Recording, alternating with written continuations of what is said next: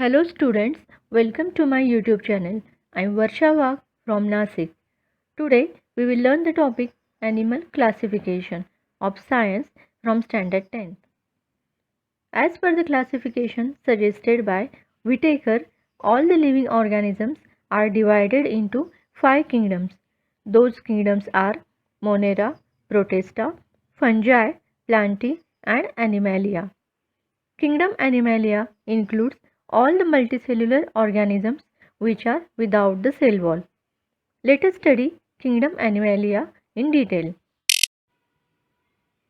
Kingdom Animalia is divided into 10 phyla considering different criteria like body organization, body symmetry, germ layers, body cavity that is xylem and segmentation.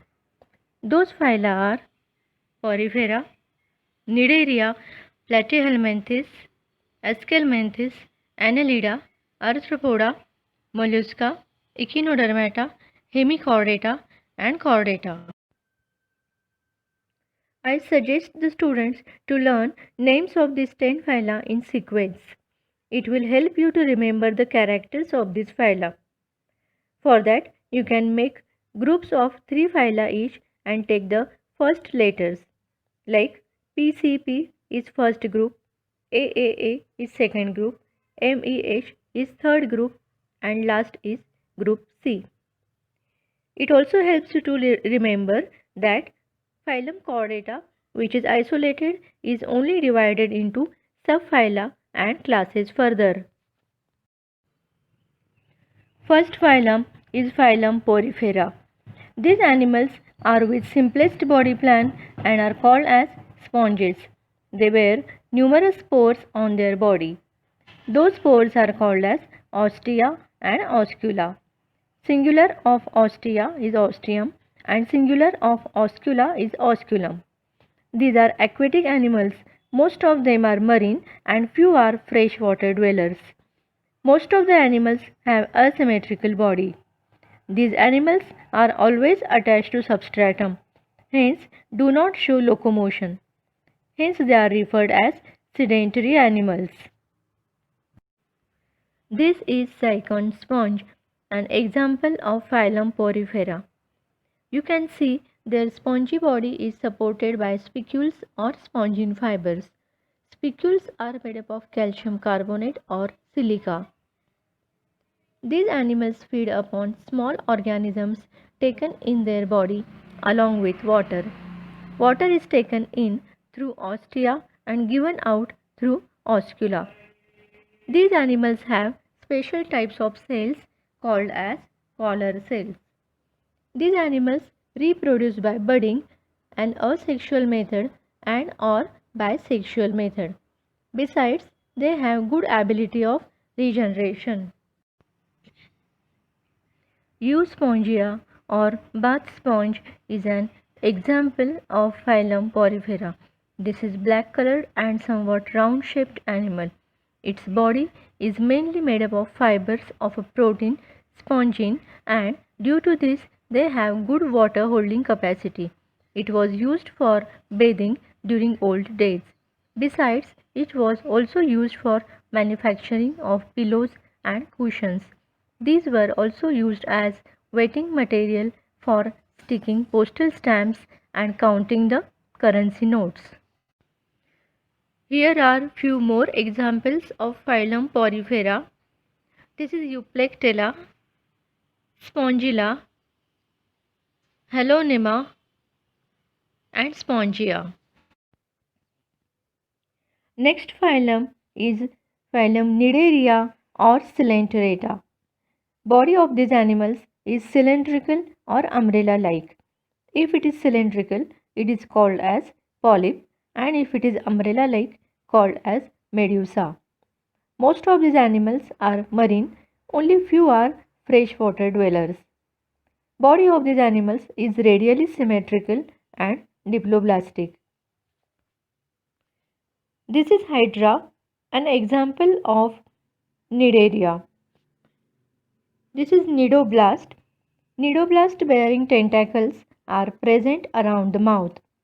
Tentacles are useful for capturing the prey whereas cnidoblasts inject the toxin in the body of prey. Those are useful for protection too. More examples of phylum Cnidaria are sea anemone, corals, Physalia, and jellyfish. Next phylum is phylum Platyhelminthes. Body of these animals is slender and flat like a leaf or strip. Hence they are called as flatworms. Most of these animals are endoparasites. Few are free living and aquatic. Endoparasites are the organisms which live inside the body of other organisms and are dependent on them for nutrition. Body of these animals is acoelomate and bilaterally symmetrical. These are triploblastic, that is, their body is made up of three germ layers: endoderm, ectoderm, and mesoderm. These animals are hermaphrodite, that means male and female reproductive systems are present in the same animal body. Few examples of phylum Platyhelminthes are liver fluke, planaria, and tapeworm. Next phylum is phylum Aschelminthes. Body of these animals is long, thread-like or cylindrical. Hence, they are called as roundworms. These animals are either free-living or endoparasites. Free-living animals are either aquatic or terrestrial. Body of these animals is triploblastic and pseudocoelomate. These animals have non-segmented body which is covered with tough cuticle. These animals are unisexual. Few examples of phylum Aschelminthes are Ascaris, that is intestinal worm, filarial worm, and Loa loa, which is an eye worm. Next phylum is phylum Annelida. Body of these animals is long, cylindrical, and metamerically segmented. Most of the animals are free-living, but few are ectoparasites. Free-living animals may be marine or freshwater dwellers or terrestrial. These animals are triploblastic, bilaterally symmetrical, and eucoelomate, that means having true coelom. They have setae or parapodia or suckers for locomotion. Their body is covered with special cuticle. These animals are either hermaphrodite or unisexual. Few examples of phylum Annelida are earthworm, leech, and Nereis. Next phylum is phylum Arthropoda. These animals have jointed appendages, hence they are called as arthropods. Planet Earth has highest number of animals from this phylum. Hence, this is largest phylum with highly successful animals in animal kingdom. These animals are found in all types of habitats ranging from deepest oceans to highest mountains. Body of these animals is triploblastic, eucoelomate, bilaterally symmetrical, and segmented. Chitinous exoskeleton is present around their body. Chitin is tough, semi-transparent substance that is the main component of the exoskeleton. Chemically, chitin is fibrous substance consisting of polysaccharides. These animals are unisexual. Few examples of phylum Arthropoda are cockroach, crab, spider, millipede, centipede, and butterfly. Next phylum is phylum Mollusca. Body of these animals is soft and slimy. Hence, they are referred as mollusk. This is second largest phylum in animal kingdom. These animals are aquatic or terrestrial. Most of the aquatic mollusks are marine, but few are freshwater dwellers too. Body of these animals is triploblastic, eucoelomate, non-segmented and soft. Except animals like snail, their body shows bilateral symmetry.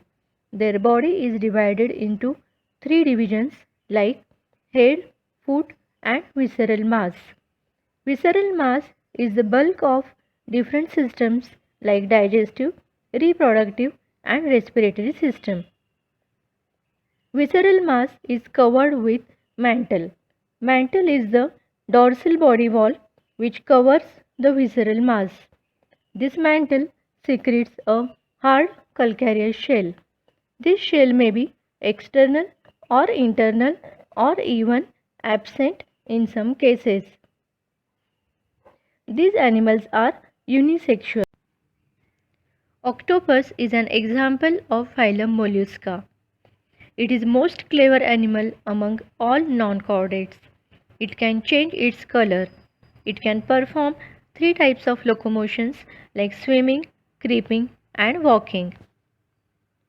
Few more examples of phylum Mollusca are snail and bivalve. Next phylum is phylum Echinodermata. Calcareous spines are present on the body of these animals. Hence, they are called as echinoderms. These animals are found only in ocean.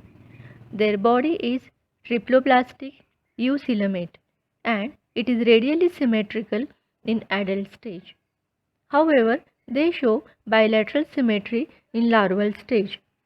They perform locomotion with the help of 2 feet. 2 feet are also useful for capturing the prey. Some animals are sedentary. They have skeleton made up of calcareous spines or ossicles. Calcareous spines are the spines made of calcium carbonate particles. These animals have good ability of regeneration. These animals are mostly unisexual. Few examples of phylum Echinodermata are starfish, sea cucumber,